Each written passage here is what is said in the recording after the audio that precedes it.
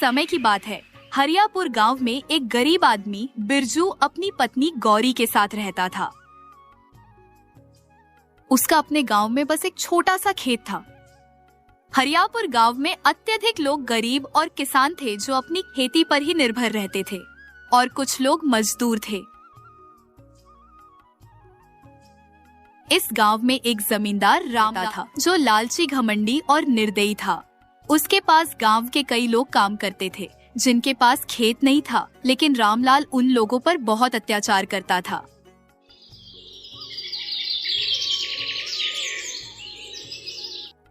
एक दिन की बात है जब एक गरीब भिखारी रामलाल के घर के बाहर आता है और रामलाल की पत्नी से कुछ खाने के लिए मांगता है। अम्मा, मैं 2-3 दिन से बहुत भूखा हूँ। मुझे 2-3 दिन से रोटी नसीब नहीं हुई है। कृपया करके आप मुझे एक रोटी दे दो जिसे खाकर मैं अपनी भूख मिटा लूं, और मेरी भूख मिट जाएगी तो मुझे इधर उधर भटकना नहीं पड़ेगा। अम्मा, आपका मुझ पर बहुत उपकार होगा। ओह बेटा, ऐसी बात है कि तुमने 2-3 दिन से खाना नहीं खाया है। अच्छा, तुम अभी रुको, मैं तुम्हें कुछ रोटी और सब्जी देता हूँ जिसे तुम खा लेना बेटा। बस मैं तो चाहती हूँ इस धरती पर कोई तुम्हारी तरह बेचारा भूखा न रहे। बेशक उसके पास घर जमीन ज्यादा ना हो, लेकिन भगवान उसके साथ कुछ ऐसा करता रहे कि उसे 2 वक्त का खाना नसीब हो जाए। सेठ रामलाल की पत्नी उस भिखारी से बातें कर ही रही थी। तभी वहाँ सेठ रामलाल आता है और अपनी पत्नी से कहता है, अरे भाग्यवान, ये कौन है और तुम इसे क्या बातें कर रही हो? क्या तुम इससे पहले से जानती हो?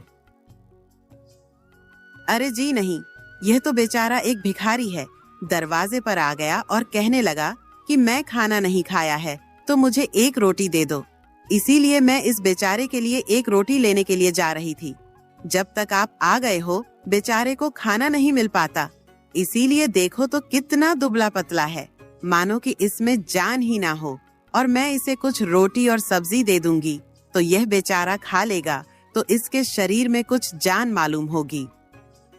ओह अच्छा, तो तुम इसके लिए खाना लेने के लिए जा रही थी। अरे भिखारी, तू यहीं पर रुक, मैं अभी तेरे लिए खाना लेकर आता हूं। और भाग्यवान, तुम जरा मेरे साथ घर के अंदर तो चलो सही। दोनों घर के अंदर जाते हैं। तभी रामलाल गुस्से में चिल्लाते हुए अपनी पत्नी ममता से कहता है, अरे ओ दानवीरनी, थोड़ा दान करना कम करो। जब देखो तब कोई ना कोई दरवाजे पर आ जाता है तो तुम उसे खाना या फिर अनाज देती हो। यह सब नहीं चल पाएगा, और जो भी जमीन जायदाद धन दौलत सब मेरी है, तुम्हारा कुछ नहीं है। और मेरी इजाजत के बिना तुम किसी को कुछ भी दान नहीं कर सकती हो, समझी क्या? अरे तुम्हारे पास इतनी धन दौलत जमीन है, लेकिन इस तरीके से तुम्हारे पास घमंड भी बहुत है। अरे उसे भिखारी को एक रोटी दे दूंगी तो कौन सा अनाज काम हो जाएगा। अरे उसे बेचारे ने 2-3 दिन से कुछ नहीं खाया है। एक रोटी खाकर अपनी कुछ भूख ही मिटा लगा, और उसको मैं तुम्हारे पैसे थोड़ी ना दे रही हूँ। नहीं, एक रोटी तक नहीं दे सकती। अरे तुम्हें पता है कि एक रोटी को खाने के लिए कितनी मेहनत करनी पड़ती है। और चुपचाप घर में रहो। मैं अभी उसे भिखारी से कुछ न कुछ बहाना बनाकर उसे भगा देता हूँ, और दोबारा तुम किसी को दान मत करना। अरे इतना घमंड करना ठीक नहीं है। कोई बात नहीं, तुम उसे बेचारे भिखारी को भगा दो, लेकिन याद रखना भगवान के घर में देर है, अंधेर नहीं। तुम्हें तुम्हारा घमंड का बदला जरूर मिलेगा। तुम देखना, तुम्हारा घमंड एक दिन चूर चूर हो जाएगा। चल चुपचाप मुंह बंद कर ले। कोई बात नहीं, मेरे पास जमीन है। कैसा है, तभी मैं घमंड कर रहा हूं। और जिस दिन मेरा घमंड चूर चूर होगा उसे दिन भी मैं इसी अकड़ में रहूंगा। रामलाल भिखारी के पास जाता है और उसके सामने बहाना बनाने लगता है। अरे तो भिखारी, मैं तुम्हें खाना तो ज्यादा दे देता ताकि तुम 2-3 दिन तक खाना खा लेते, लेकिन मजबूरन मैं तुम्हारी मदद नहीं कर पा रहा हूं। मुझे बहुत अफसोस हो रहा है क्योंकि मेरे घर में खाना नहीं बचा है, और मेरी पत्नी को मालूम ही नहीं था कि घर में खाना नहीं रह गया है। और यह बात मुझे भी नहीं मालूम थी। जब उसने किचन में जाकर देखा तो पता चला कि खाना ही नहीं है। तो अभी माफ करना, क्योंकि मैं कोई मदद नहीं कर सकता हूं। रामलाल ने भिखारी से इस तरह प्यार भरी बातें की जिससे कि भिखारी को लगा कि सचमुच रामलाल के घर में खाना नहीं बचा है। तो फिर रामलाल से भिखारी कहता है, ओह, कोई बात नहीं सेठ जी, अगर आपके घर में अभी खाना नहीं बचा है तो मैं शाम को चलाऊंगा, तो आप मुझे एक रोटी दे देना, ताकि मेरे घर में मेरी बेटी बीमार और भूखी पड़ी है। मजबूरन मैं उसके इलाज के लिए पैसे भी नहीं इकट्ठा कर पा रहा हूं, क्योंकि मेरा शरीर भी कमजोर है, क्योंकि इसमें लकवा मार गया था। अच्छा, नमस्ते सेठ जी, मैं शाम को आऊंगा तो कृपया करके आप एक रोटी दे देना। इतना कहकर वह भिखारी वहां से चला जाता है।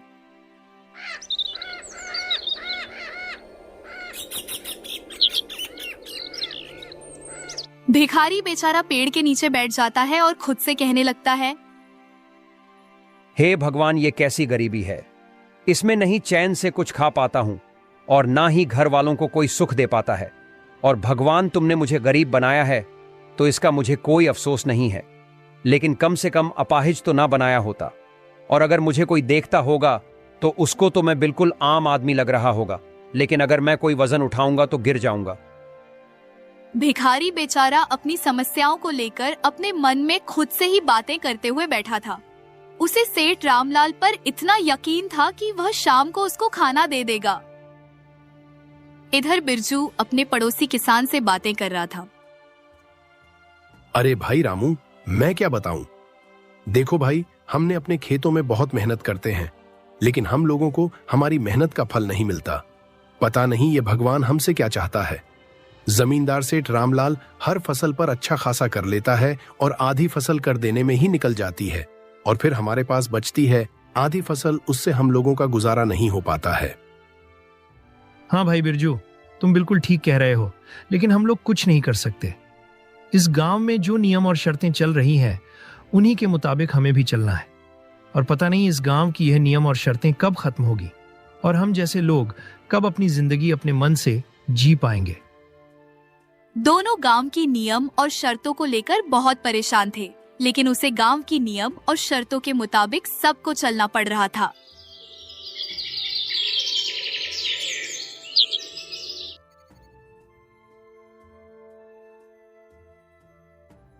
अब तो मुझे बैठे बैठे शाम हो गई है, तो अभी सेठ रामलाल के पास जाता हूं और उनके घर से एक रोटी मांग कर लाता हूं। उस रोटी से मैं अपना तो नहीं, लेकिन अपनी बेटी का पेट जरूर भर दूंगा। ऐसा सोचकर वह भिखारी सेठ रामलाल के पास पहुंचता है और रामलाल से कहता है, सेठ जी, अब तो रात हो गई है, इसीलिए अब आपके घर में खाना भी बन गया होगा, तो कृपया करके आप मुझे एक रोटी खाने के लिए दे दीजिए कि मेरी बेटी घर में भूखी और बीमार पड़ी है। आपकी बहुत मेहरबानी होगी मुझ पर। अरे भिखारी, मैं तुझे रोटी तो दे देता, लेकिन आज मेरे पेट को भी कुछ नहीं मिल पाएगा, क्योंकि मेरी पत्नी बीमार हो गई है और इसीलिए आज मेरे घर में खाना नहीं बना है। तो मैं तुम्हें कैसे खाना दे पाऊंगा? मैं भी मजबूर हूं। सेठ रामलाल की बात सुनकर भिखारी सोचता है कि गांव में यही सबसे ज्यादा अमीर है और इसके अलावा उसे कहीं खाना मिल पाना मुश्किल है। इसीलिए वो फिर से रामलाल से कहता है, कोई बात नहीं सेठ जी, आप भी मजबूर हो, क्योंकि मालकिन बीमार हो गई है। अच्छा सेठ जी, इस पूरे गांव में आपके जितना कोई अमीर नहीं है, इसीलिए आपके घर के अलावा मुझे कहीं रोटी मिल पाना मुश्किल बल्कि नामुमकिन है। इसीलिए मैं कल सुबह रोटी लेने के लिए आऊंगा। मजबूर भिखारी बेचारा रामलाल की चाल को समझ नहीं पाता है और अगले दिन रोटी लेने के लिए आएगा। ऐसा कहकर वहां से जाने लगता है।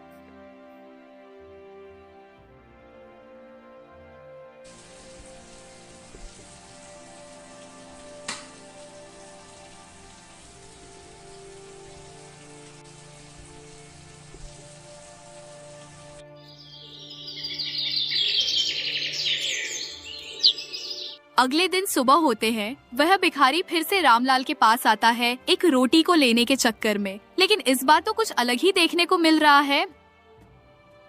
मालिक, आज तो आपके घर में रोटी बनी ही होगी, तो कृपया करके आप मुझे एक रोटी दे दो।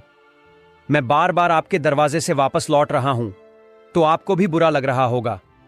आप मुझे एक रोटी दे दो, फिर मैं आज के बाद कभी आपके दरवाजे पर नहीं आऊंगा। क्यों? अरे भिखारी, तेरे को समझ में नहीं आता? मैंने तुझे बार बार अपने दरवाजे से भगाया है, कुछ ना कुछ बहाना बनाकर, लेकिन तू है एक बेशर्म जो बार बार मेरे दरवाजे पर ही आ रहा है। कम से कम आदमी को देखकर पता कर लिया, कर किया तेरी मदद कर सकता है या नहीं। चला आता है, बार बार मुंह उठाए जा। अब यहां से निकल जा, नहीं तो मेरा दिमाग खराब हो गया, ना तो तेरे ऊपर डंडे पड़ेंगे। डंडों के डर से वह भिखारी बेचारा चुपचाप वहां से चला जाता है।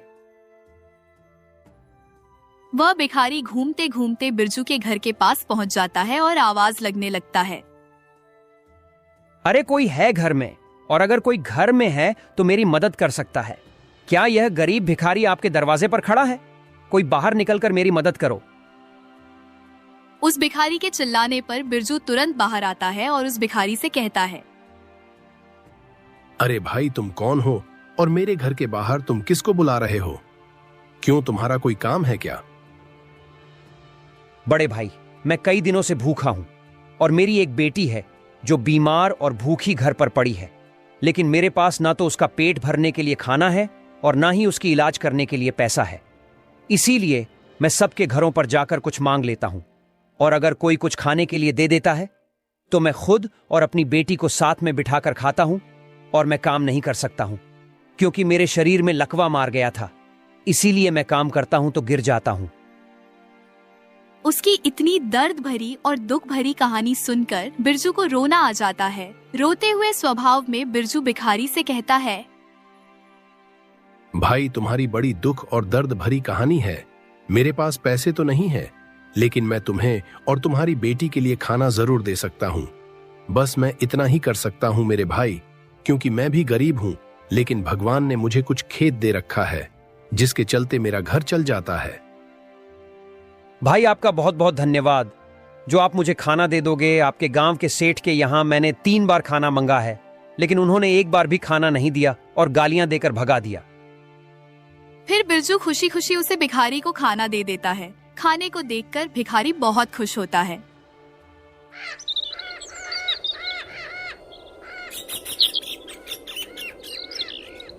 इधर सेठ रामलाल की सारी फसल सूख गई, जिसको देखकर रामलाल बहुत गुस्सा होता है और अपने यहाँ काम करने वाले मजदूरों से कहता है, क्यों रे नालायक मजदूर, तुम लोगों ने इस बार मेरे खेत की फसल को बर्बाद कर ही दिया ना। मैं हर रोज तुम लोगों से कहता था कि इसमें पानी डालते रहना और खाद की कमी नहीं होनी चाहिए, लेकिन जब फसल काटने वाली हुई है तब तुम लोगों ने इसे बर्बाद कर दिया मूर्खों। अरे मालिक, हम लोगों ने तो अच्छे से देखभाल की थी, लेकिन पता नहीं रातों रात आपकी फसल कैसे खराब हो गई। इसमें हम लोगों का कोई दोष नहीं है मालिक, हमारी बात पर विश्वास करो।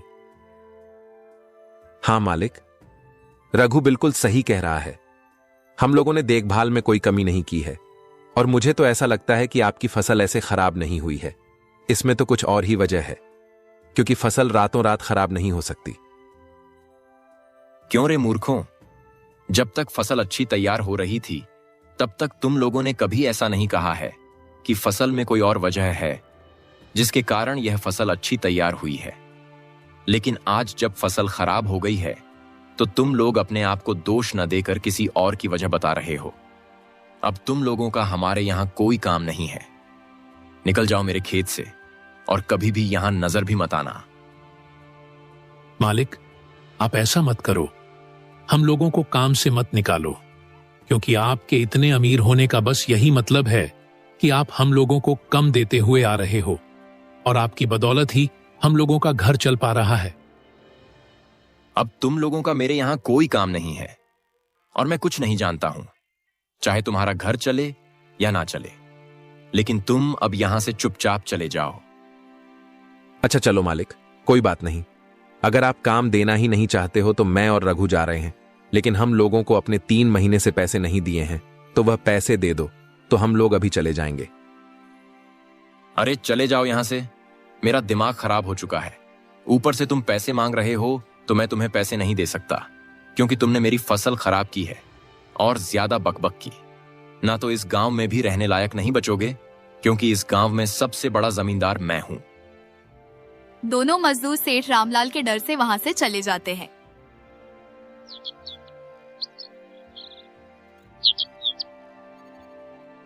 सेठ रामलाल घर आता है और जब उसकी पत्नी को पता चलता है कि सेठ ने नौकरों को है काम से निकाल दिया है तो वह रामलाल से कहती है, अरे ये तुमने क्या किया? तुमने नौकरों को कम से निकाल दिया है। आखिर क्यों ऐसा किया? अरे फसल को सूखना ही था, इसीलिए वह सो गई। उसमें उन बेचारे का क्या दोष था? देखो, उन दोनों ने फसल की देखभाल नहीं की, इसलिए मेरी फसल सूख गई। और एक ही रात नहीं बल्कि कई दिन तक इन लोगों ने फसल को पानी नहीं दिया। शायद इस वजह से सूख गई है। ऐसा कुछ भी नहीं है। मैं आपसे कहती हूँ कि उन नौकरों को फिर से कम पर लगा लो, वरना पछताओगे। और मुझे मालूम है कि आपने अपने घमंड की वजह से उन्हें कम से निकाल दिया है। तुम मुंह बंद करके रखो। हर समय घमंड की ही बातें करती रहती हो। हाँ है, मुझे घमंड कौन क्या करेगा। अरे मैं घमंडी हूं, लालची हूं, अत्याचारी हूं। मेरे साथ जो होना होगा वह होकर ही रहेगा। दोनों मजदूर बिरजू के पास पहुंचते हैं और बिरजू को बताते हैं, बिरजू भाई, उस सेठ ने हम लोगों को काम से निकाल दिया है, वह भी झूठा इल्जाम लगाकर। लेकिन अब हम लोग क्या करें भाई? आप मेरी कुछ मदद करो। उसने हम लोगों के पैसे भी नहीं दिए हैं। भाई मैं कुछ नहीं कर सकता हूं, क्योंकि वह अमीर और घमंडी सेठ है। अगर उससे कुछ कहेंगे तो उल्टा मुझ पर ही कर लगाकर मेरी सारी फसल हड़प लेगा। लेकिन इसको इसके किए का फल जरूर मिलेगा। भाई तुम लोग शहर में काम कर लेना, अब मैं कुछ नहीं कर सकता हूं। बिरजू कुछ नहीं कर सकता था, इसीलिए उन दोनों मजदूरों को तसल्ली देता है और शहर में काम करने के लिए कहता है, क्योंकि उसे मालूम है कि सेठ रामलाल का कोई कुछ नहीं कर सकता सिवाय भगवान के। इधर सेठ दूसरे मजदूर को काम पर रखने के लिए उनके घर जाता है और उनसे कहता है, अरे लाल, मेरे यहाँ कोई मजदूर नहीं रह गया है तो तुम चलो और मेरे यहाँ मजदूरी करना, और मजदूरी में तुम्हें मेरा खेत देखना पड़ेगा। जो भी पैसे बनेंगे वह मैं तुम्हें दे दूंगा। अरे सेठ जी, अब मेरे पास समय नहीं रह गया है जो मैं मजदूरी करता फिरूं, क्योंकि मैंने 2 गाय खरीद ली हैं और अपना भी कुछ खेत है, तो उसी को संभाल पाना मुश्किल हो रहा है। मुझे माफ करना, मैं काम करने नहीं आ सकता। लाल सेठ को साफ मना कर देता है कि वह काम पर नहीं आ पाएगा, क्योंकि उसे मालूम है सेठ पैसे देने में आनाकानी करेगा और बहुत चिल्लाएगा।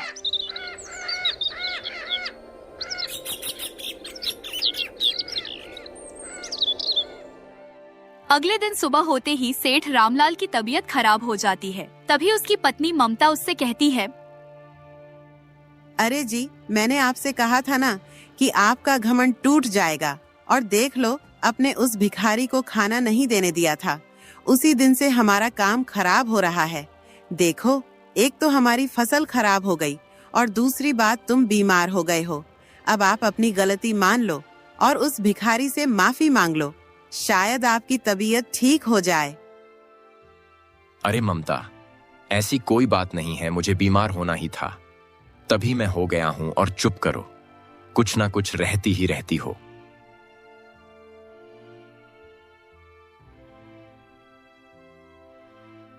रात के समय सेठ रामलाल को सपना आता है, मालिक सेठ मैं जी, बहुत भूखा हूँ, अब तो रात हो गई आप है। मुझे एक रोटी दे दो, इसीलिए अब आपके जिससे घर मेरी में बेटी खाना का भी पेट बन गया जाएगा। होगा। तो कृपया करके आप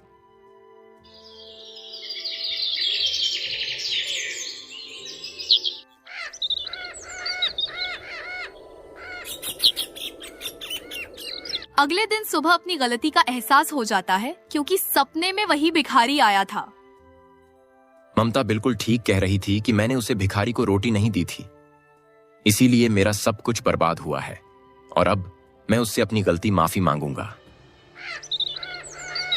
सेठ रामलाल तुरंत उस भिखारी के पास जाता है और उससे कहता है, अरे तुम मुझे माफ कर दो, और तुम्हें उस दिन खाना नहीं दिया था, इस कारण मेरा बहुत कुछ बर्बाद हुआ है। लेकिन अब मैं तुम्हें अपनी सारी जमीन जायदाद का मालिक बनाता हूँ।